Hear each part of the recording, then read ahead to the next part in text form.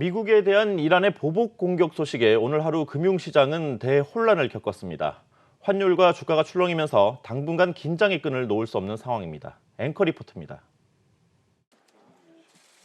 한때 1% 가까이 두 자릿수 상승폭을 보였던 원달러 환율은 어제보다 4.4원 오른 1170.8원의 거래를 마쳤습니다. 미국에 대한 이란의 보복 공격 소식에 불안감이 커지면서 안전자산인 달러를 사들이려는 수요도 늘어난 탓입니다.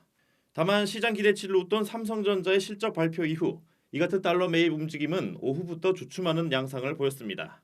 예기치 않은 악재가 나오다 보니 증시 낙폭이 커졌습니다. 전면전에 돌입한다면 주가가 급등하고 주가가 급락할 가능성은 여전히 있죠. 반면 코스피를 비롯한 주식시장은 급락했습니다.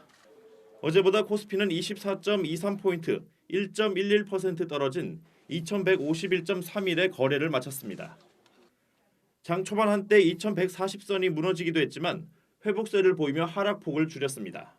개인과 기관이 각각 193억 원, 2397억 원어치의 주식을 내다 팔면서 지수를 끌어내렸습니다. 특히 금융투자는 오늘 하루에만 3천억 원이 넘는 매물을 토해냈습니다. 반면 외국인은 삼성전자와 SK하이닉스 등 전기 전자주를 중심으로 2,600억 원이 넘는 주식을 사들였습니다.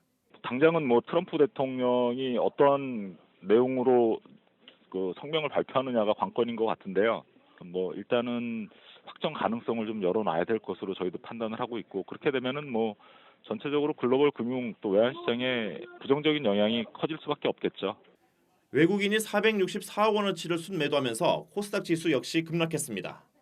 코스닥은 전날보다 22.50포인트, 3.39% 떨어진 640.94에 장을 마쳤습니다. 한국경제TV 임원식입니다. 정부와 금융당국도 비상대응 체제에 돌입했습니다. 정부는 이란 사태 1일 점검반을 가동해 주가와 환율 변동 상황을 24시간 감시하기로 했습니다. 장슬기 기자가 보도합니다. 정부가 중동 지역 불안에 따른 영향을 최소화하기 위해 비상대응 체제를 가동하기로 했습니다. 먼저 주가와 환율, 유가 등 우리 경제에 미치는 영향이 큰 요인들을 24시간 모니터링한다는 방침입니다.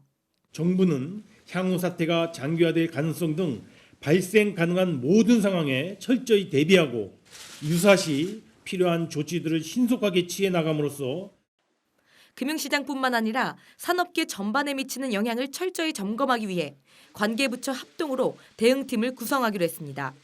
확대 거시경제금융회의 등을 중심으로 금융, 외환시장뿐만 아니라 수출, 유가, 해외 건설, 해운 물류 분야까지 관계부처 합동 또는 해당 부처별 대책반 등 대응 체계를 구성하여 가동해 나가고자 합니다. 이상 징후가 발생할 때에는 비상대응 계획에 따른 조치들을 즉시 발동해 우리 경제에 미칠 부정적 영향을 최소화할 계획입니다.